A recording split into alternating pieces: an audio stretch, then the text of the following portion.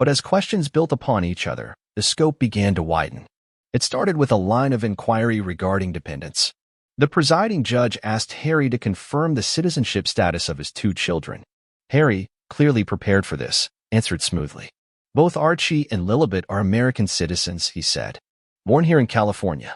Born in Santa Barbara, correct? The judge followed up. Yes, Harry replied without hesitation. And what are their exact dates of birth? There was a pause. A brief one, but a pause all the same. Archie was born on May 6, 2019, Harry said, then blinked. He adjusted his collar, shifted in his seat, and looked down. Lilibet was born. He trailed off. Take your time, the judge said, though the courtroom had already taken notice. Harry bit his lip. He glanced toward one of his lawyers, who shook his head almost imperceptibly, signaling not to speak on his behalf. The room grew still again. Was it June? Harry said finally. June 4th, or maybe 3rd. His voice lacked certainty. The judge looked down at her file. You're under oath, Mr. Windsor. I need the exact date. Is it June 3rd or June 4th? Harry's eyebrows drew together in a look of frustration. I believe it's the 4th. Yes, June 4th. Are you confident in that? She asked.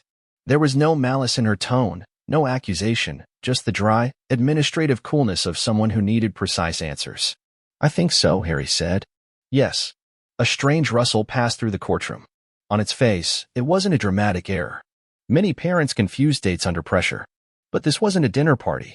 This was a federal courtroom, and the witness was a prince, a public figure whose children's birth dates were the subject of global media announcements. The judge asked for documentation. Harry's lawyer produced copies of what appeared to be birth certificates. The clerk took them up to the bench. As the judge reviewed the documents, her brow furrowed. She tapped the paper twice with her pen. These say June 4th. But your testimony wavered on that, she said.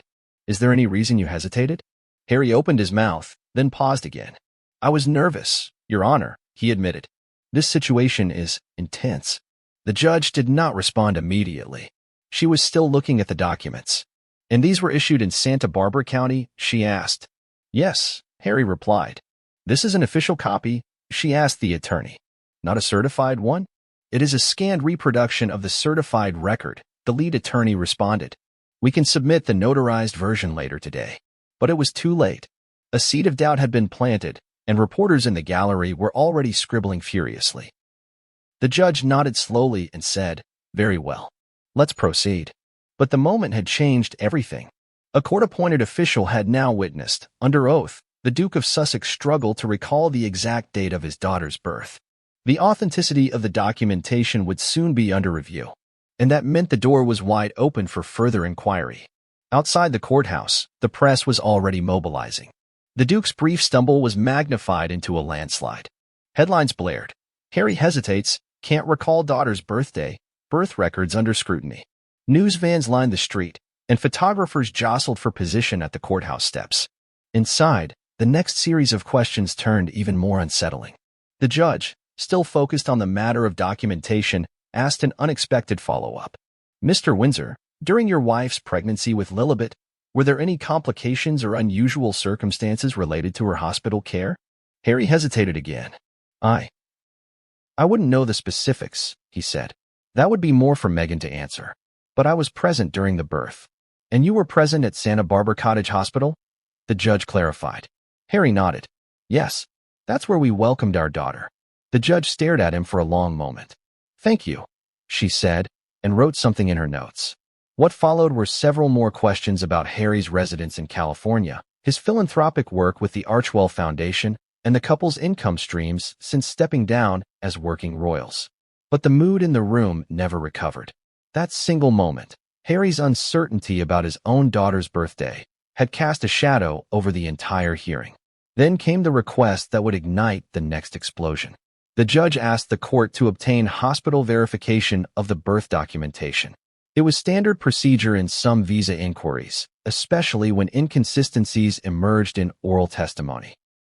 The clerk was instructed to initiate contact with Santa Barbara Cottage Hospital for verification. No one in the courtroom could have anticipated what would happen next.